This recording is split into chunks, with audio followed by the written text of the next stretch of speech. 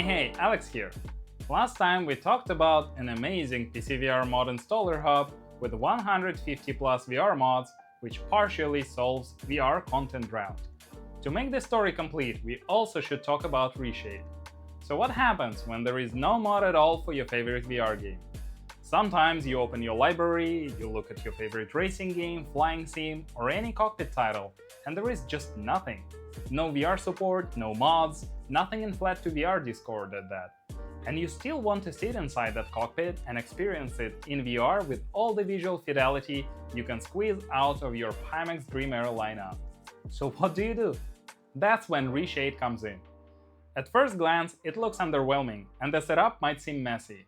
Download ReShade, inject it into your game.exe, install SuperDepth3D shader, copy-paste a profile into the game folder. It's not as straightforward as one-click mods we covered before, but once it clicks, it becomes one of those tools you keep coming back to. And no worries, I'll guide you through the most important steps of this setup anyway. So how does a flat game turn into something that actually feels like VR?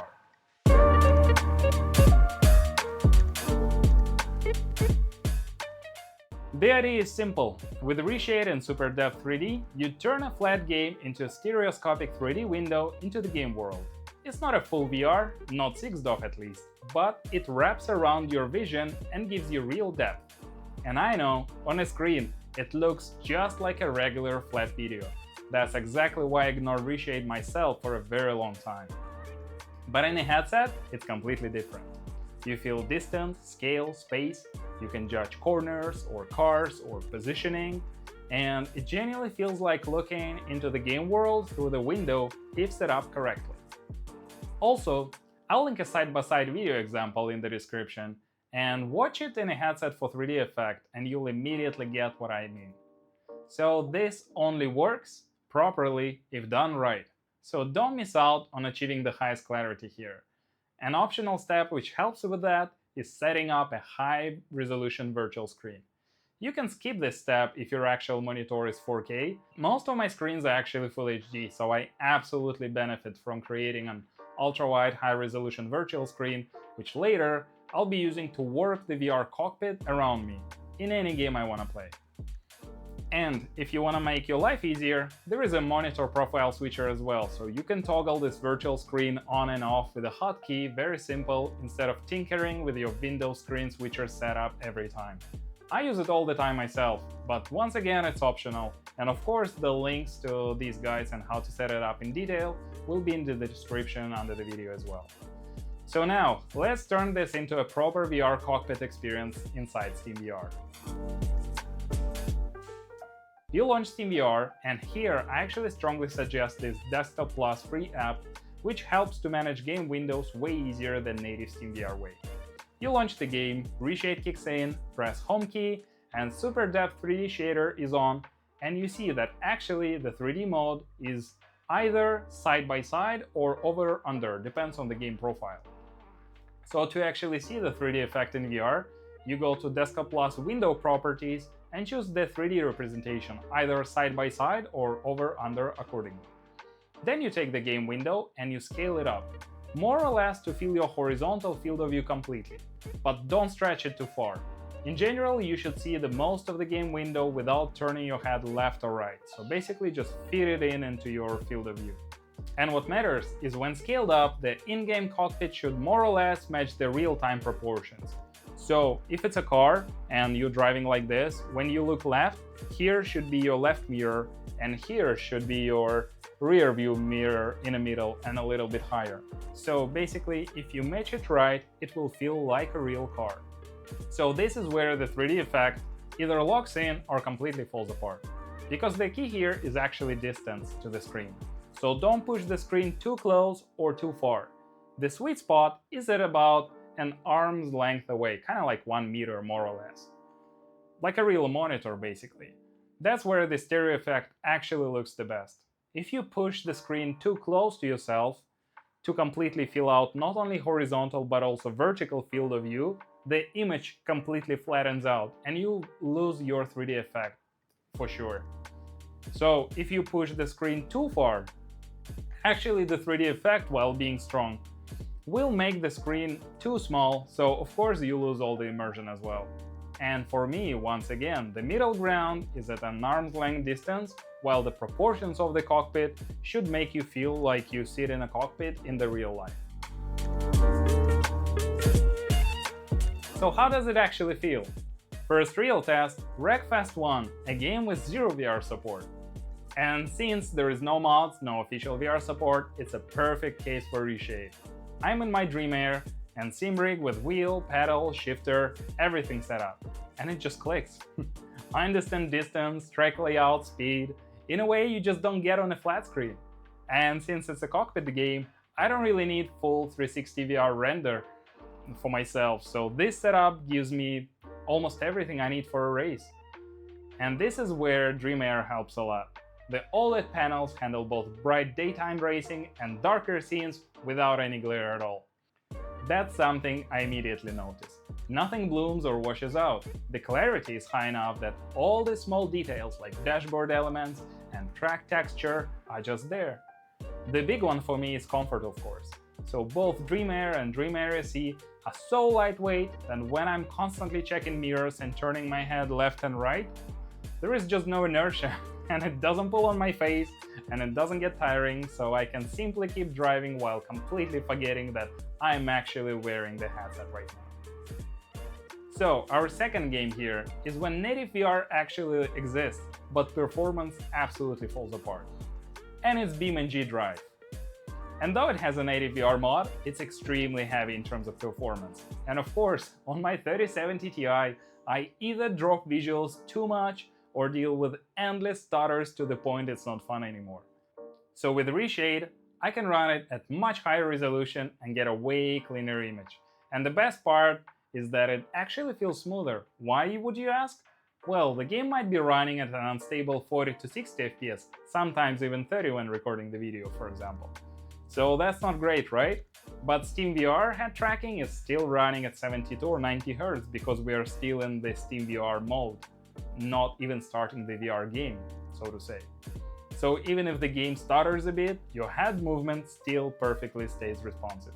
And that makes a huge difference for comfort. In native VR games, low FPS affects everything, including your head tracking. But here it doesn't. And so it feels much easier on your brain, especially if you're prone to motion sickness. So using Dream Air high-resolution panels gives me even more details, and I still can see it all clearly. The dashboards are sharp, the small letters are readable, and nothing feels smeared. With Dream Air SE, I still get the same glorious OLED contrast and clean image, especially in darker scenes, when even BeamNG gets pretty moody, no matter its lighting. And so the third case we covered today is when even good VR mods are not always practical. And now I'm talking about Forza Horizon 6. It's an extremely popular title, of course, which looks amazing and has a great world to enjoy it in VR. And what's even better, at this very moment, there are actually not one but two VR mods from different modders being developed. But even then, those mods are very resource hungry. And if you don't have 5080 as per other user reports, you might be in trouble, or at least I am with my 3070 Ti. So what, I cannot play Forza Horizon 6 in VR anymore? Well, you guessed it right. ReShade will save me here as well. With Forza Horizon 6, I'm not really trying to be competitive here. I'm just driving around, exploring scenery and checking out different cars. And with ReShade Setup, it feels immersive enough for it to be worthwhile, since I'm actually still inside the cockpit and I feel all the space around, and that's just an immense upgrade over a flat screen experience I've been having before. So Forza Horizon 6 is, I would say, where Dream Air lineup visuals shine the most. All its colors really stand out here. Sunset, reflections, lightning transitions, everything looks rich but still natural. And again, no glare for Dream Air, which makes a big difference for my immersion. The wide field of view helps to see more, and since the image is so sharp, all the environmental details like trees and road textures and car interiors actually hold up really well. So, while it's not a full VR world rendering around you, the high-resolution 3D scene in front of your eyes still feels premium for what it is. And if ReShade still doesn't work for you, no worries, we got you covered. So here's a quick troubleshooting sequence which will help you to get your ReShade experience up and running. Assuming you already injected ReShade into the game.exe and launched the game, but nothing works yet, please open the ReShade menu with the Home button. Toggle on SuperDepth3D shader, and at the bottom of the page, untick Performance slider if it's ticked on, so the menu opens up and you scroll down to the Depth Map submenu. So first and foremost, choose Stereo Depth View inside the Depth Map. So ideally, the game window should turn black and white with black objects being close and white ones being far away. If it doesn't appear to be the case, first and foremost, go to your game settings and turn off MSAA. And also what you could try in ReShade is reverse depth map selector. So it's like either normal or reversed, and one or the other works properly. Another thing you could try is you could go to Add-ons tab, not the first one, but the second one on top, and you just tick through all the checkboxes there while already being in a game to see which depth map actually makes sense. So you wait until the visuals on the screen will actually match what you see in game. If it's a car in game, you should start seeing a car in there as well. So once that has been done, basically what's left is just to play around with near plane adjustment, which will make the 3D effect to the degree you want it, whether it's outside you want everything in 3D, or inside 3D, or somewhere in between. That's near plane adjustment for you here. Also feel free to tune ZPD value, for me it's 0.015 usually, more or less, or depth adjustments, which I usually put at around like 40 to 70, give or take. Tune it to your liking to get rid of bigger artifacts. And of course there is way more here for you to tinker with, but that actually should be its own series of ReShade how-tos. And for now, I think the settings I've listed here should be enough for you to get up and running. So what did we actually end up with here today? We have native VR games, then we have VR mods, and now ReShade adds even more on top. So for racing, flying, mecha cockpit games, you almost always have a way to play them in VR, or something very close at that. For me, it just changes how I look at my game library. I don't wait for VR support anymore. I just pick a game I want to try and which I like, and I run it in VR one way or another. If there is a native VR for it, absolutely use it. If there is a VR mod, sometimes it's even better. But if there is nothing, or your hardware cannot handle it, like mine sometimes does, ReShade is still a very solid option. It's not perfect, but it would open doors to a lot of the experiences you wouldn't have otherwise.